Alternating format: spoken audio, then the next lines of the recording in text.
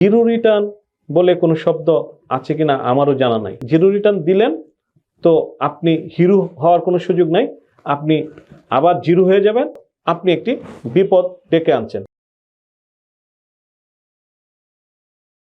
বিসমিল্লাহির রহমানির রহিম। সম্মানিত সুনাগরিক করদাতাবৃন্দ, আসসালামু আলাইকুম। আমরা আজকাল আশেপাশে বলতে পারেন করদাতাদের যে আকাশ বাতাস, অর্থাৎ করদাতারা যারা আছেন সম্মানিত, তাদেরও একটা নিজস্ব আকাশ বাতাস আছে। সেই আকাশ বাতাসে একটি শব্দ শুধু ঘুর ফের করে, সেটা হলো জিরো রিটার্ন। আমি একজন আয়কর আইনজীবী হিসাবে অথবা পুরাতন একজন করদাতা হিসাবে এই হিসাবটি মিলাতে পারি না। জিরো রিটার্ন বলে কোনো শব্দ আছে কিনা আমারও জানা নাই। শূন্যের উপর ভর করে কোনো স্বপ্ন পূরণ হয় কিনা এটাও আমি জানি না। জিরো রিটার্ন বলে কোনো শব্দ নেই। আমার আজকের বক্তব্য হলো জিরো রিটার্ন অতঃপর।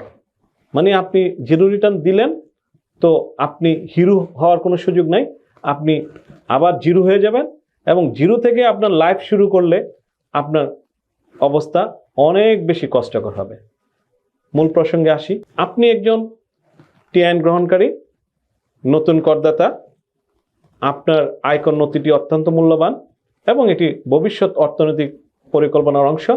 অতএব আপনি সচেষ্ট থাকবেন আপনার প্রথম রিটার্নেই একটু পুঁজি নেয়া, প্রথম রিটার্নেই দীর্ঘকালীন সঞ্চয় হিসাবে ডিক্লেয়ার করা।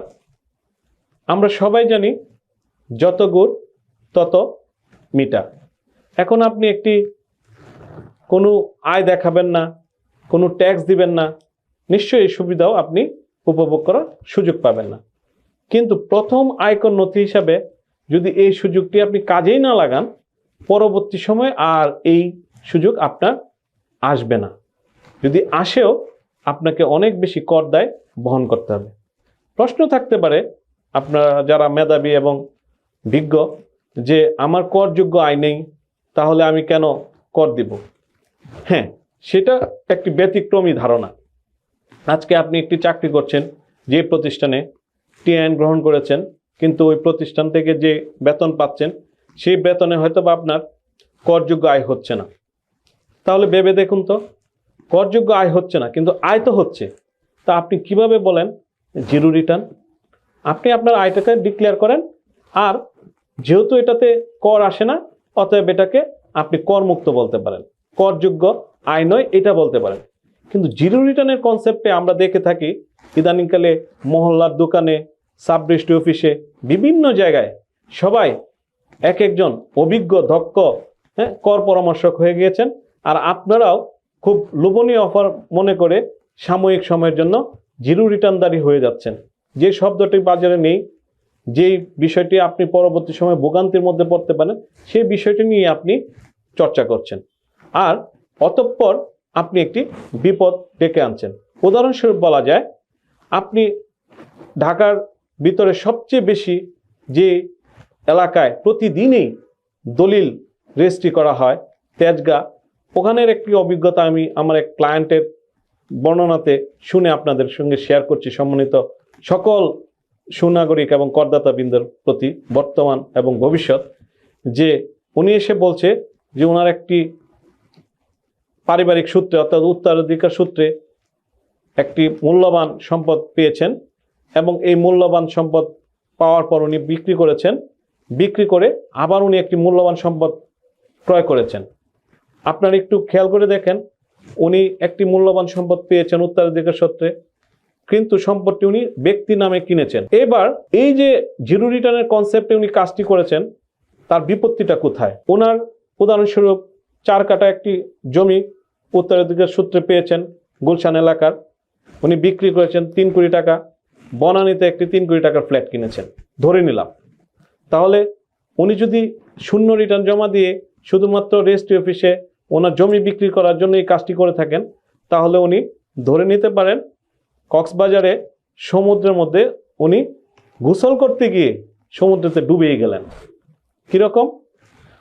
উনি ওনার আয়কর নথিতে উত্তরাধিকার সূত্রে প্রাপ্ত জমিটি প্রদর্শন করেননি, অতঃপর উনি একটি ফ্ল্যাট ক্রয় করেছেন টিআইএন গ্রহণ করে, ফ্ল্যাট ক্রয় করার যে আর্থিক উৎস ভবিষ্যতে উনি যে অন্তর্ভুক্ত করবেন সেই পথটা উনি বন্ধ করে রেখেছেন। কেননা পরবর্তী সময়ে যখন রাজস্ব বিভাগ ওনার আয়কর নথিটিকে যাচাই বাছাইয়ের জন্য নিয়ে আসবে, তখন ওনার এই সম্পদ আবিষ্কার হওয়ার পর ওনাকে এটার জবাব দিতে হবে। ওই ব্যাখ্যা যেটা উনি প্রথমে দেন নাই, অর্থাৎ ইংরেজিতে একটি কথা আছে, এ টিচ ইন টাইম সেভস 9, সময়ের 1 ফুট অসময়ের 10 ফুট। উনি যে ব্যাখ্যা পূর্বে দেন নাই ওই ব্যাখ্যা পরে গ্রহণযোগ্য হবে না। অর্থাৎ ওনার যে 3 কোটি টাকা একদম ভ্যালিড হোয়াইট, সেই টাকাটা হয়ে যাবে কালো টাকা, ব্ল্যাক মানি, এবং সেই টাকাটার উপর জাতীয় রাজস্ব বোর্ড অবশ্যই তার কাছ থেকে কর আদায় করবে। তাই আমার যারা শ্রোতা আছেন তাদের প্রতি আহ্বান থাকবে, এই স্লোগান থেকে বেরিয়ে আসুন।